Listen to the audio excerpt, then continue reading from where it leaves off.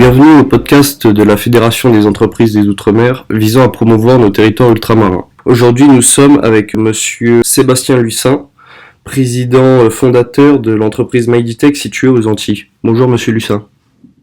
Bonjour. Pouvez-vous vous présenter rapidement, vous et votre entreprise, du coup MightyTech, s'il vous plaît? Tout à fait. Donc, je suis Sébastien Lucin, président fondateur de la société MightyTech. Et MightyTech, c'est une société que j'ai créée en 2017 et qui développe des solutions numériques pour l'optimisation des systèmes de production agricole. Donc, on met à disposition des agriculteurs des objets connectés, mais aussi une plateforme d'aide à la décision et de management d'exploitation. L'objectif étant de rentabiliser l'exploitation et de permettre aux agriculteurs de gagner leur vie avec leur métier. D'accord.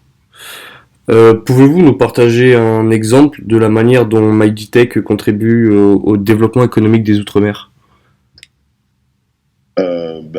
Par ce que je viens de dire sur notre action avec les agriculteurs, donc nous on conçoit, on a conçu plutôt des objets connectés pour mesurer des données sur les exploitations agricoles en prenant en compte les enjeux et le contexte en milieu tropical, hein, oui. Avec tout ce que ça comporte, tout ce qui est station météo, système d'irrigation automatique, etc. L'ensemble de ces outils permettent aux agriculteurs d'optimiser leur action, de mieux produire, tout en optimisant les coûts de production, en limitant l'utilisation des intrants. Donc, c'est bon pour eux, c'est bon pour l'optimisation de leur rentabilité d'exploitation, et c'est bon aussi pour l'environnement parce qu'on a une meilleure maîtrise de la consommation de l'eau, par exemple avec nos électrovannes, et une optimisation, voire plutôt une diminution de l'utilisation des intrants chimiques qui sont pas forcément bons pour l'environnement. D'accord. Donc je suppose que MightyTech est confronté à des défis. Comment sont-ils abordés, si je puis me permettre? Ils sont beaucoup de défis qui sont abordés avec beaucoup d'audace. Donc l'idée, c'est de vraiment de pas avoir peur, d'être ambitieux et de faire tomber les barrières qui se présentent, qui sont multiples, logistiques, structurelles aussi. Nous, c'est une société guadeloupéenne qui se développe en Martinique, à La Réunion, aussi en Afrique, Togo, Bénin, Côte d'Ivoire. Donc, ce sont des défis permanents. D'accord, merci. Du coup, est-ce qu'il y a des perspectives futures pour MightyTech, de nouveaux objectifs, que ce soit à court ou à long terme? À court terme, les objectifs sont de stabiliser nos positions actuelles, puisque nous sommes quand même dans 4 pays différents, donc il faut stabiliser ça. Ensuite, on a 2-3 nouveaux pays sur l'Afrique qui sont en train de se présenter à nous. Donc ça, c'est plus du moyen terme. Et l'objectif, c'est de vraiment se structurer en termes d'équipe et surtout en termes de phase d'industrialisation pour nous, pour répondre à la demande croissante. D'accord. Donc, sur les aspects sociaux, que ce soit pour la population, les agriculteurs ou l'emploi, comment MightyTech intègre-t-il la responsabilité sociale et environnementale dans ses activités? Même si vous l'avez rapidement évoqué déjà, mais si on pouvait approfondir ça. Oui, on peut approfondir. Alors nous, dans notre développement, il y a un accompagnement 7 jours sur 7, quasiment 24 heures sur 24, avec les agriculteurs. L'idée, c'est de les accompagner dans cette transition technologique pour qu'ils puissent optimiser leur action. Donc, ça nécessite pour nous des implantations locales dans tous les pays, régions où nous nous trouvons, avec la création de filiales, du recrutement, de la formation, puisqu'on a créé le nouveau métier de technicien agricole numérique, on va dire ça comme ça, où il faut avoir une certaine connaissance en agriculture, mais maîtriser tous les éléments de technologie que nous apportons. Donc on est dans la formation, on est dans la création d'emplois, on est dans le maillage du territoire. Par exemple, on travaille beaucoup sur le Togo sur ces sujets.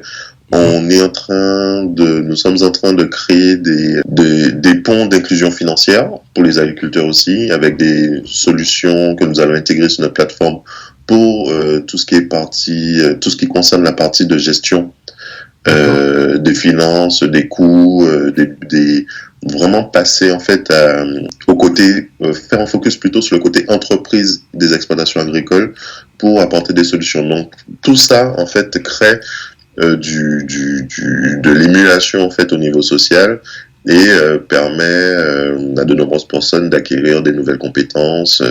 Donc nous agissons énormément sur ça aussi. D'accord, merci. Alors, j'ai une question qui est un peu plus générale et un peu de manière à conclure cela. C'est assez vague et même on va dire qu'on en a déjà évoqué aussi une partie, mais en quoi le projet MyDTech serait-il une opportunité, une aubaine, que ce soit pour toutes les Antilles et même, comme vous l'avez pu le dire, maintenant pour l'Afrique?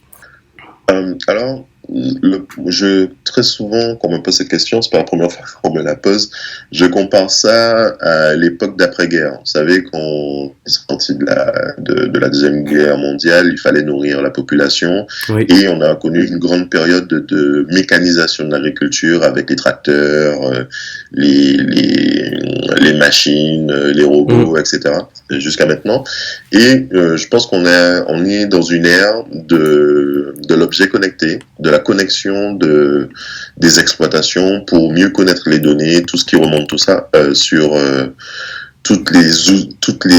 comment dire, toutes les constantes, vraiment toutes les datas qui sont remontées par ces exploitations pour mener des actions qui vont dans le sens de la lutte contre le changement climatique. Voilà, parce que globalement, le gros défi à venir pour les îles, pour l'outre-mer, mais aussi pour l'Afrique et pour le monde, est de gérer avec ce qui est en train de se présenter, c'est-à-dire le changement climatique. Et les datas vont permettre de faire ça, pour mieux cibler les actions, mieux gérer les changements de comportement du climat, etc.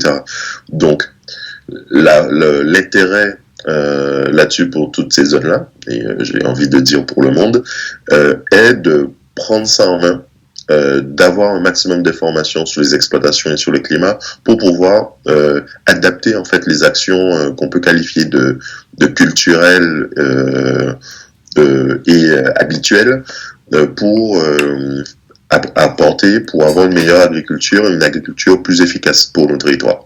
D'accord. Donc, MyDTech peut aussi du coup s'adapter à chaque territoire, enfin parce que chaque territoire a sa spécificité. Par exemple, est-ce que, par exemple les cyclones à la Réunion, comment ça se passe par rapport à la Guadeloupe? Est-ce que c'est le même logiciel, c'est les mêmes technologies ou c'est vraiment adapté en fonction du territoire? C'est le même logiciel, c'est les mêmes technologies. Alors on adapte au type de culture, aux méthodes locales. Mais par exemple, là, vous prenez l'exemple des cyclones, nous, c'est une société guadeloupéenne, on a construit nos outils dans l'idée tout de suite d'exporter, et surtout dans les autres outre-mer. Donc on a des outils qui sont tout à fait capables de résister à ce genre d'aléas climatiques. Voilà, donc on fait les tests pour des résistances à des vents pouvant être supérieurs à 200 km/h d'ailleurs. Donc on est vraiment dans une logique de technologie résiliente et adaptée aux différentes zones et aux différentes cultures. Alors les développements sont en interne, donc tout ce qu'on fait d'ailleurs est internalisé, de la conception électronique au montage. Et du coup, ça nous permet d'avoir une très grande souplesse sur l'adaptabilité des solutions quand c'est nécessaire, sur des types de cultures, des types de climats, des complexités qu'on peut retrouver au Togo qui ne sont pas en Guadeloupe. Voilà. Donc, c'est plus dans ce sens-là, ce sont des technologies qui peuvent s'adapter, mais qui sont déjà à la base conçues pour être ultra résilientes. D'accord, merci, c'est très clair. Eh bien, j'ai envie de vous dire merci pour cette occasion d'en apprendre davantage sur votre travail et sur votre entreprise qui est très engagée et c'est une très belle entreprise qui, j'espère, pourra encore innover dans le futur. Je vous remercie, Monsieur Lucien. Merci à vous. Au revoir.